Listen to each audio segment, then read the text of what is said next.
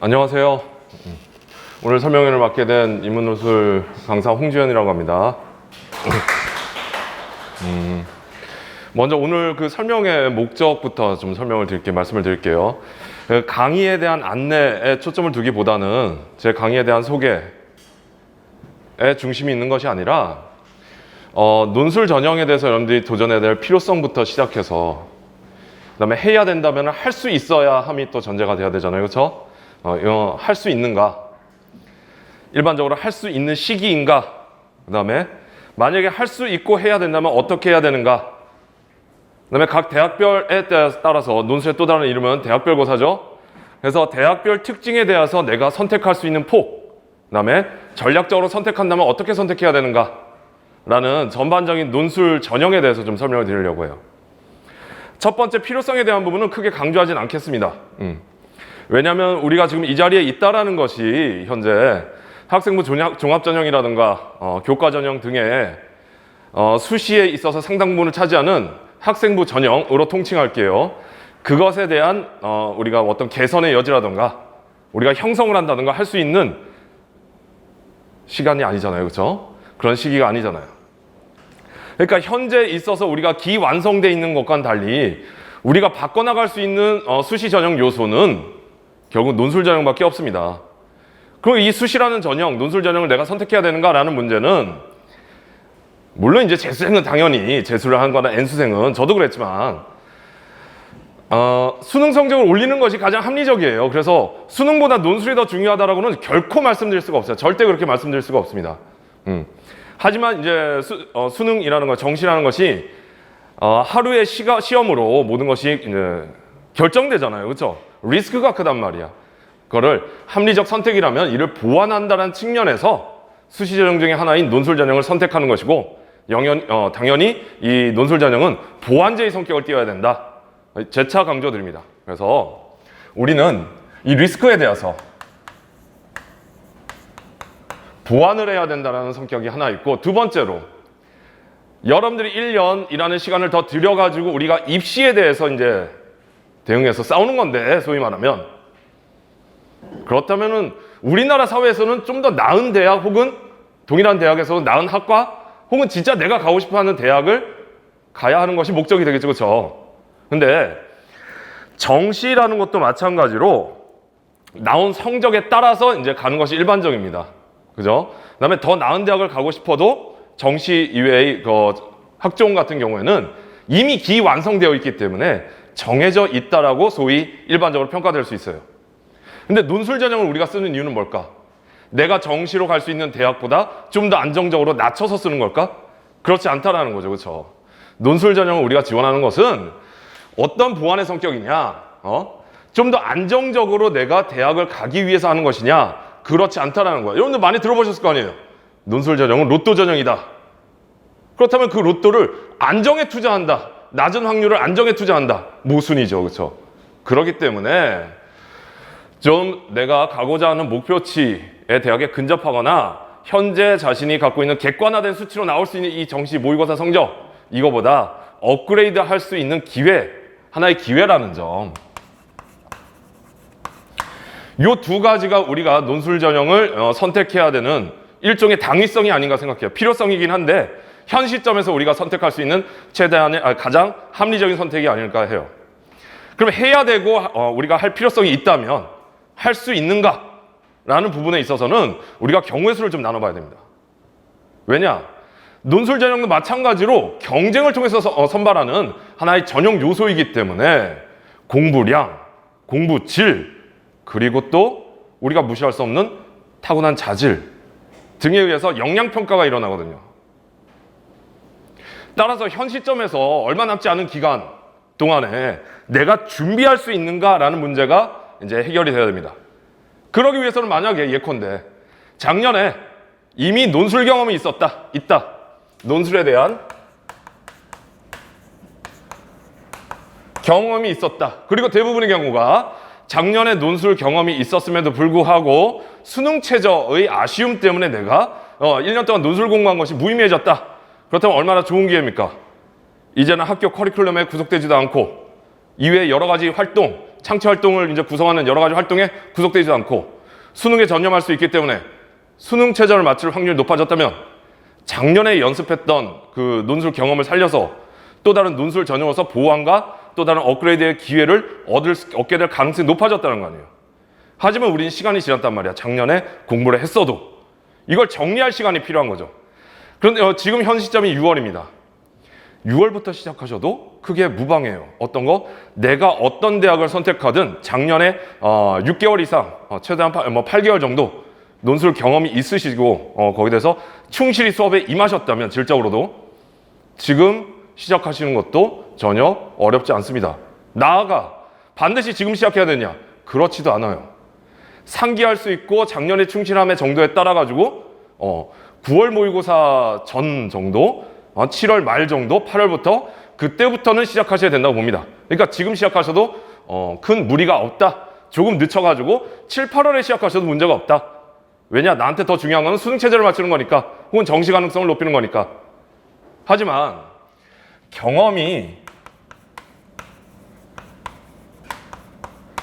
없으시거나 혹은 작년에 양적 시간으로 8개월을 다녔어도 여러 가지 학교 생활 등을 통해 가지고 질적으로 집중해 가지고 논술 수업에 임하지 않았다 혹은 내가 논술 연습에 충실하지 않았다라고 한다면 얘기는 달라지죠.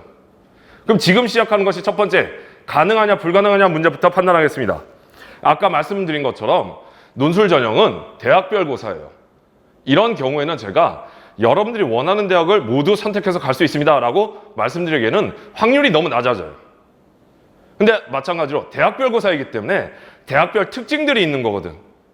따라서 이 경우에는 지금 시작하시는 것이 늦다 늦지 않다라는 판단 전에 여러분들이 대학을 타겟팅 하신다면, 특정 대학의 유형에 집중해가지고 접근하려고 노력을 하신다면 지금 이 시간에 시작해도 늦지가 않아요. 조금 집중적으로 공부할 필요성은 있죠.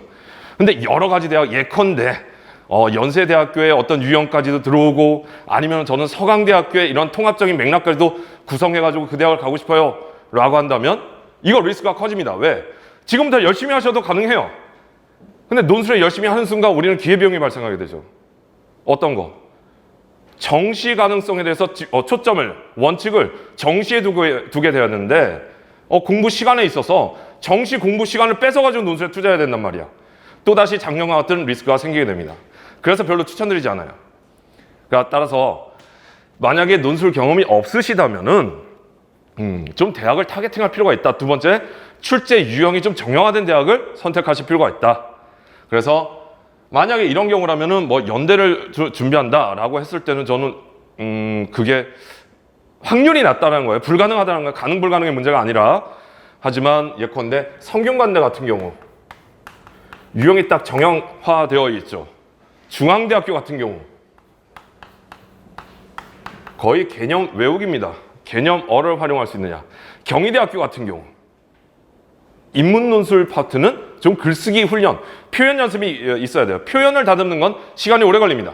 근데 사회계열 같은 경우, 경희대학교 사회계열 같은 경우 문제가 딱 정해져 있어요. 분량이 많지도 않고요.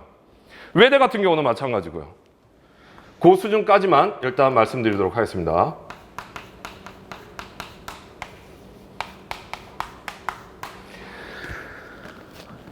주요 대학에서 빠지는 것은 서강대학교 같은 경우 지금부터 처음 시작했을 때 표현까지 다듬으면서 그 유형을 접해나간다. 살짝 좀 어려운 부분이 분명히 있어요. 불가능하다는 얘기는 아니지만. 그래서 이런 식으로 여러분들이 이런 경우의 수를 나눠가지고 내가 작년에 논술 경험이 있는가? 그렇다면 지금 시작할까? 혹은 한두 달 뒤에 시작할까? 늦어도 8월 전에는 시작하자. 이렇게 판단을 내리시면 될 것이고, 논술 경험이 없다면은 지금부터 시작하는 것이 결코 빠른 것도 아니지만 늦은 것도 아니다. 다만 그때는 좀 전략적으로 어떤 특정 대학에 대한 타겟팅을 해줘야 되겠다. 거기에 대해서 집중적으로 공략을 해야 되겠다. 라고 선택을 하시면 되죠. 여기에 또 고려해야 될 요소가 우리가 바꿀 수 없는 전형 요소 하나가 또 있어요. 바로 내신이죠. 내신에 대해서 일반적인 논술 선생님들 혹은 논술 학원에서 논술 전형은 내신에 거의 구애받지 않는다라고 말씀드리지만 형식적으로는 그게 옳습니다. 하지만 현실에서 나타나는 결과치는 그렇지가 않아요. 예컨대 경희대학교 사회계열의 한의예과 같은 경우에는 지난 3년간 컷이 2등급대에서 있어서 2등급대 중반이나 후반에서 유일하게 2명 정도가 4등급, 5등급 정도에서 합격한 사례가 있을 뿐입니다. 그 경우는 매우 예외적이에요. 매우 예외적인 경우. 그리고 전반적으로 봤을 때 경희대학교가 등급 컷이, 내신 등급 컷이 3등급에서 4등급 사이에 걸쳐 있어요. 그렇다면 내가 6등급인데 합격 불가능하냐? 아니에요. 재작년에 6.1도 합격한 사례가 있습니다. 외대 지리학, 경희대학교 지리학과. 이화외고에 다녔던 한 친구였는데 그런 사례도 있어요. 근데 그런 예외에 집중하지 마시고 일반적인 확률, 우리가 나타날 수 있는 일반적인 확률에 여러분들이 좀 집중을 하시는 것이 역시 가능성의 문제에서 있다.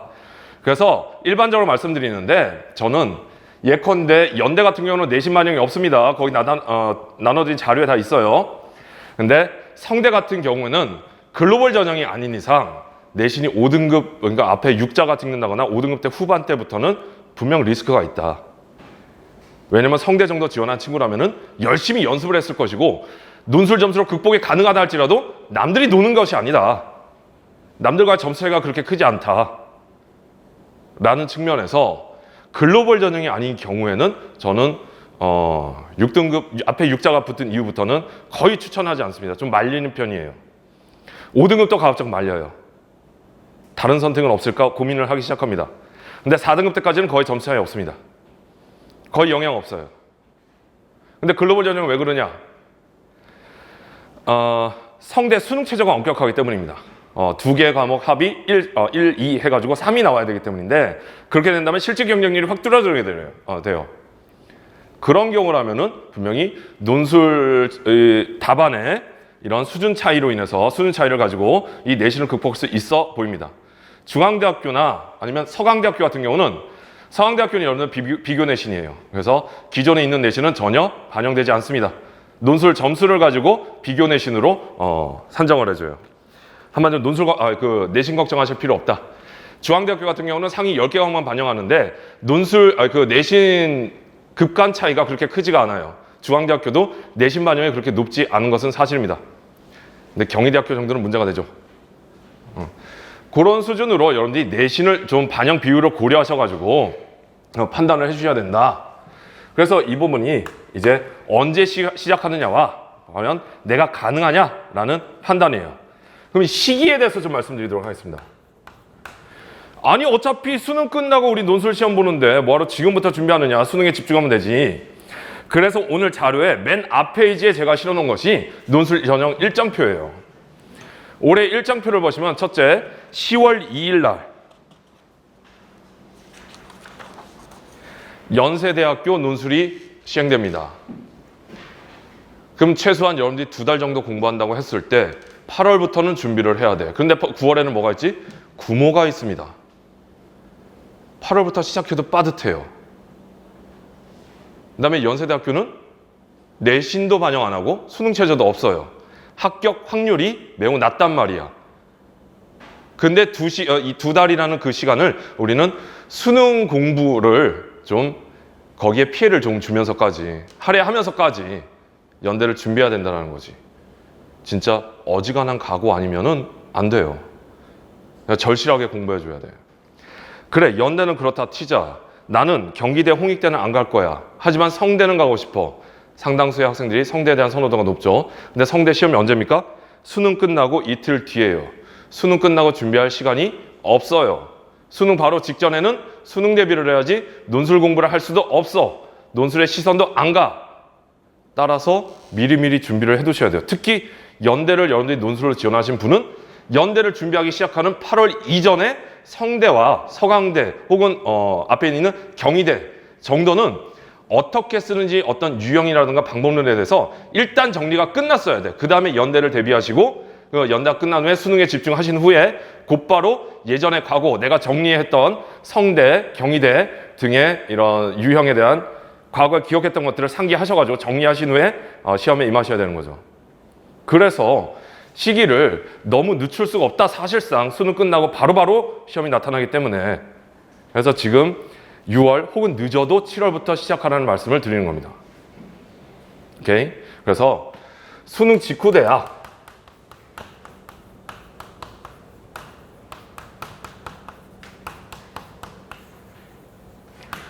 수능 직후 실시 대학은 수능 끝나고 나서 준비할 수가 없다. 그래서 최소한 7월부터는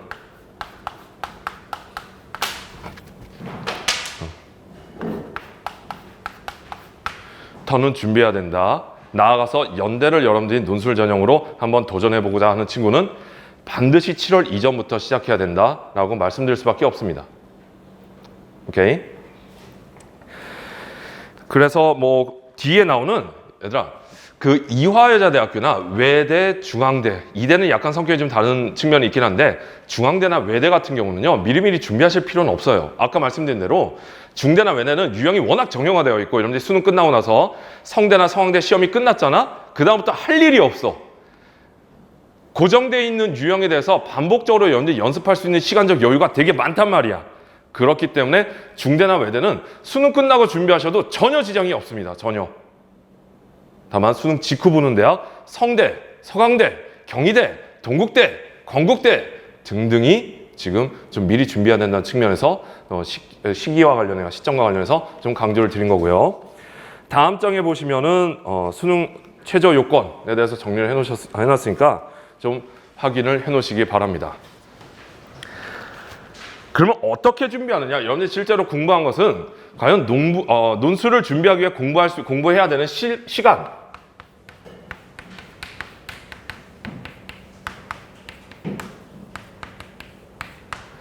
공부량은 얼마나 필요하냐라는 문제가 이제 걸리죠. 이 부분에 대해서 조금 더 저는 일반적으로 이제 안내하는 입장인 거고 실제로 경험한 사람들의 얘기가 더 중요할 겁니다. 예를 들어서 뒤에 연대 문헌정보학과를 합격한 재원이 같은 경우는 저도 몰랐는데 일주일에 10시간을 하려 했대요. 일주일에 10시간.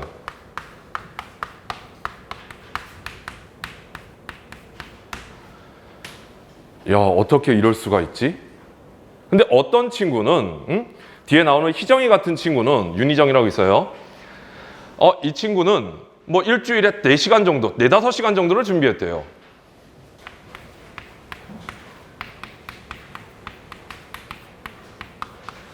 요 시간에는 재원이든 아니면 희정이든 요 시간 안에는 수업 시간을 포함합니다. 얘. 수업 시간을 포함하는 거예요.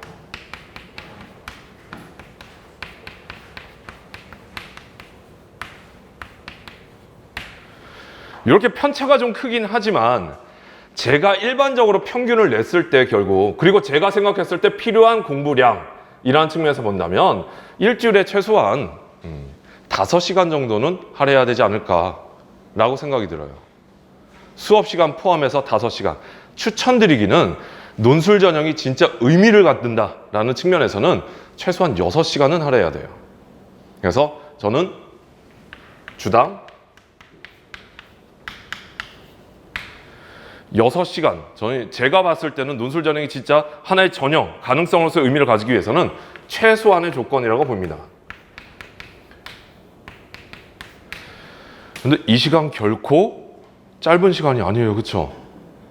일주일에 하루에 그러니까 나눠본다면 하루에 1시간 정도씩이야. 일주일에. 수능 공부에 상당히 지장이 되겠지. 그럼에도 불구하고 제가 원칙은 어디에 있다? 정시에 있다라고 말씀드렸어요. 그럼 곰곰이 되짚어 봅시다. 수능 공부를 빼가지고 내가 지금 논술 공부를 해야 되나? 중간에 9월 모의고사가 가까워져서 어떤 걱정이 들겠어? 내가 지금 논술 이 제시문을 보고 있는 게 옳은 선택인가? 이런 심리적인 불안도 계속 가중돼요.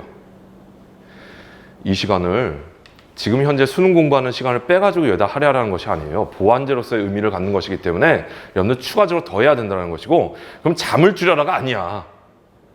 여러분들이 하루 동안에 얼마나 집중해서 공부하고 있는지를 한번 곰곰이 생각해 보시기 바랍니다. 공부 시간량이 아니라 내가 과연 눈을 부릅뜨고 집중한 상태에서 얼마나 공부하고 있는지 그리고 절대적인 시간 자체가 입시의 성과를 과연 가늠하는 유일한 조건인지 그렇다면 대한민국에 있는 모든 재수 이상의 수험생들은 현역보다 모두 더 좋은 결과를 가져왔어야 돼요.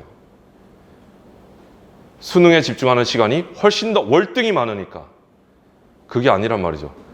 집중도와 공부의 질이라는 부분이 관여하게 됩니다. 따라서 제가 지금 여러분한테 말씀드린 것은 분명히 양적으로는 수능 공부하는 시간 뺏어가지고 논술에 할애할 수밖에 없다. 그런데 그러기 위해서는 수능 공부하실 때 좀 더 집중해서 하셔라. 쉬는 시간을 조금 줄여가지고 요 시간에 할애하자. 멍 때리는 시간을 줄여가지고 요 시간에 할애하자. 예전 같았으면 그냥 오늘은 쉬자 하면서 그냥 반나절 정도로 나가서 놀 것을 그거 좀 참고 얼마 안 남았으니까 요 시간에 할애하자. 그게 불가능할까? 아니야. 합격한 과거 저와 같이 공부한 친구들 다 그렇게 해냈어요. 가능하단 말이야. 그래서 여러분들한테 불가능한 걸 추천드리지 않습니다. 물론 개별적으로 공부 계획이라든가 공부 스타일이 다 다르기 때문에 이건 여러분들 스스로가 좀 판단해야 되는 문제이긴 한데 여러분들이 논술 전형을 준비하느냐 마느냐 이 판단에서 내가 과연 6시간을 할애할 수 있느냐 양적으로, 그리고 좀 더 집중력 있게 수능 공부를 할 의지가 있느냐 등등에 따라서 달라지게 될 겁니다. 이것만 지켜주세요. 수업 시간 포함해서. 만약에 수업을 들으신다면. 안 들으셔도 상관없습니다. 최근에 각 대학에서는 논술 가이드북이라는 워낙 친절한 요소, 친절한 이런 아이템들을 여러분들한테 제공하고 있기 때문에 만약에 논술 경험이 있으신 분은 그런 것을 가지고 스스로 자꾸 과거에 배웠던 것들을 상기하셔도 좋아요. 근데 논술에 대한 경험이 전혀 없으신 분들은 효율성의 문제가 생겨버려요. 가이드북으로 해결할 수 있음에도 불구하고 효율적이지 않단 말이야. 시간은 얼마 남지 않았는데. 그래서 조금이 아니라 매우 많이 어려움이 있을 것으로 보입니다. 그런 부분 여러분들이 좀 개별적으로 좀 판단해 주시기 바랍니다. 오케이? 자, 이렇게 해가지고 논술을 준비해야 되느냐, 준비할 필요성이 있느냐, 어떻게 준비해야 되느냐, 시기는 어떠하냐, 공부량은 어떠하냐 등에 대해서 좀 안내를 드렸어요. 각각의 대학의 특징에 대해서 좀 말씀드리겠습니다. 왜냐하면 경험이 없으신 분들은 타겟팅을 해야 되니까. 연세대학교 같은 경우는 수리논술이 나오긴 하는데, 수리논술이 이따 좀 말씀드릴게요. 그거보다 연대 수리논술 그렇게 어렵지 않아요. 근데 그보다 훨씬 더 중요한 게 영어 제시문이, 장문의 영어 지문이 나오는데 그걸 빠른 시간 내에 정확하게 독해하지 않는다면 진짜 아무 의미 없어. 아무 의미 없어요. 원우 같은 경우, 저기 또 있는 수험생인 원우 같은 경우는 원래 재수할 때 그 논술을 봐가지고 중대, 성대를 합격을 했어요. 그 다음 해에 다시 바리바리 싸들고 선생님 어차피 내신도 없고 수능 최저도 없으니까 저 연대를 보겠어요. 수업해 주세요. 꺼지라 그랬어요. 넌 이미 준비가 다 됐는데 뭘 그러냐. 뭘 수업을 들으러 여기까지 왔다 갔다 하느냐. 그러면서 메리토크라시 트라베리안은 저 원서 책을 하나 딱 선물해 줬어요. 원우한테. 최근에 유행하는 이 능력주의에 대한 책이다. 근데 원서다. 원우야, 네가 제일 자신 없는 게 영어잖아.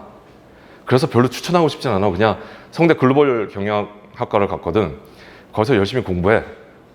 근데 진짜 하고 싶으면 이거 다 읽고 나랑 토론하자 그랬어. 그래서 작년에 걔가 논술 공부를 한 것은 진짜 원서 한 권 읽기야. 천천히 읽으면서 되게 빠르게 읽게 되거든. 그러면서 자기 영어 실력도 향상됐다고 기뻐했어요. 마지막에 2번 정도 강의 들은 게 전부야. 근데 그건 강의를 해서 합격한 것이 아니라 예전에 얘가 글쓰기 방법론에 대해서 충분히 숙지하고 있었기 때문에 한번 상기시켜준 것에 불과해. 그냥 덜컥 붙어버린 거죠.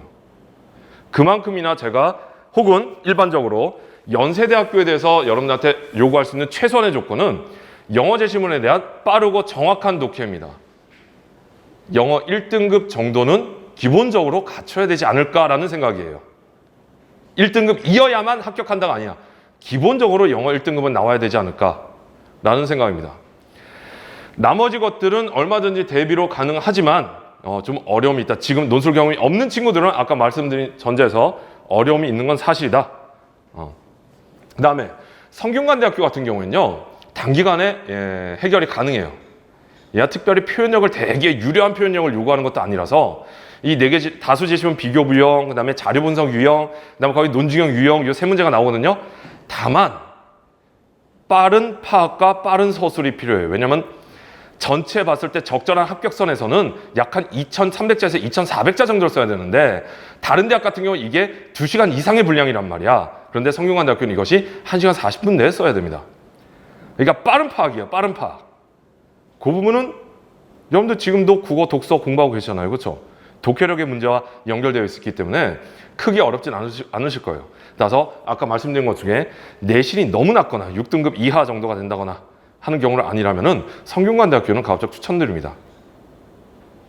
서강대학교 같은 경우는 좀 통합적 서술이라는 부분에 있어서 글쓰기 연습을 좀 많이 해요. 독해 연습뿐만이 아니라 파악의 문제가 아니라 내가 그걸 여러 가지 논리들을 통합해가지고 하나의 통합적인 논리로 구성을 해야 되는 거거든. 이건 내가 많이 써봐야 돼요. 그만큼 시간이 오래 걸리죠. 그래서 논술 경험이 없는 친구들은 재심은 독해력의 문제나 표현상의 문제가 아님에도 불구하고 이렇게 구성해내는 부분에 있어서 오랜 시간 연습이 필요하기 때문에 그래서 별로 추천드리지 않았던 겁니다. 근데 적어도 내가 표현력이 좀 자신이 있다. 그 다음에 어떤 글쓰기의 부분에 조금이라도 이제 좀 경험이 있고 글 잘 쓴다는 소리를 들었다. 라고 한다면 서강대학교야말로 논술 전형의 기회의 땅이 아닌가 싶어요. 인원수는 좀 줄긴 했지만 그럼에도 불구하고 내신의 반영 비율이 없고 비교 내신이고 그 다음에 논술에 있어서 변별력이 상당히 큽니다. 그래서 서강대학교도 그러한 조건이 충족되는 한 저는 추천드려요. 마지막으로 이제 수리논술에 대해서 간단하게 설명드릴게요. 중앙대학교나 경희대 사회계열, 외대 같은 경우는 뭐 별도로 여러분들 궁금하시면 저한테 질문해 주시기 바랍니다. 어떤 유형에 나오는지 또 어떻게 대비해야 되는지.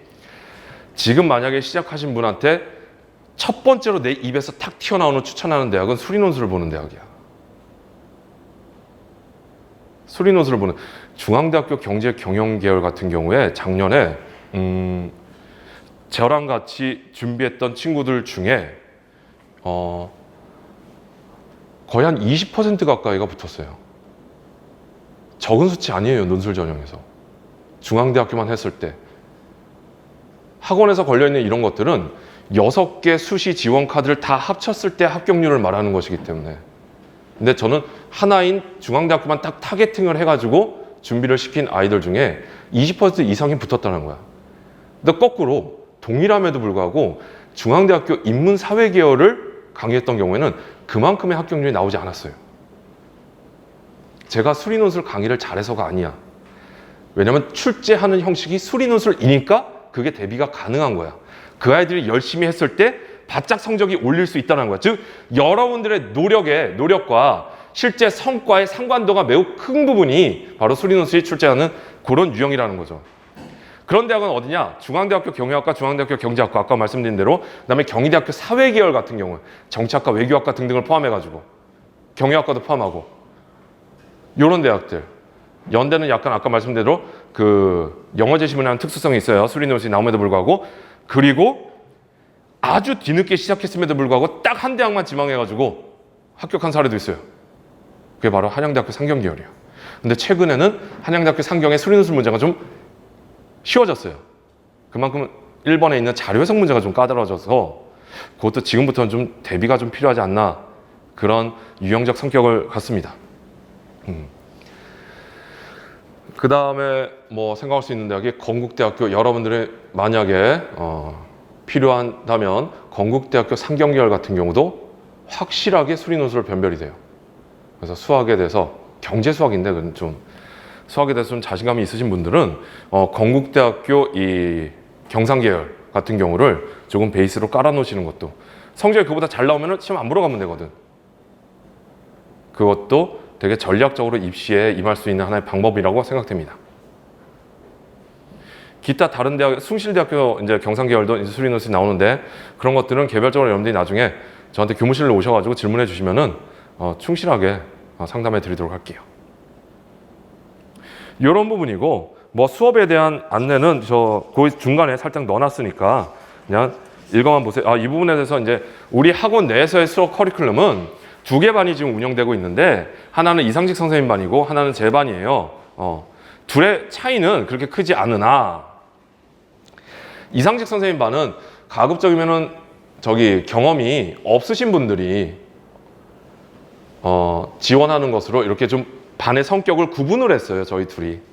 그래서 경험이 없어서 논술 경험이 없는 경우에 조금 기초부터 이렇게 쭉 밀고 올라갈 필요가 있으신 분들은 그 이상직 선생님 반이고 논술 경험이 조금이라도 있거나 아니면은 빠르게 뭐 전략적으로 집중해서 공부해야 될 필요성이 있는 분은 여기 있는 저희 반을 뭐 선택하시거나 아무튼 활용하셔도 좋겠습니다. 지금 이 논술 강의와 관련된 안내가 아니기 때문에 그런 수준에서만 언급을 드릴게요. 별도의 질문이 있으신 분 있습니까? 저한테 주어진 시간이 30분까지라서. 질문 없으세요? 만약에 개별적으로 질문이 있으신 분은 이따가 뭐 한 9시 이후에 교무실로 찾아오시면 되겠습니다. 네, 좀 딱딱한 분위기였지만 오늘 설명회는 이만해서 마치겠습니다. 네, 고맙습니다.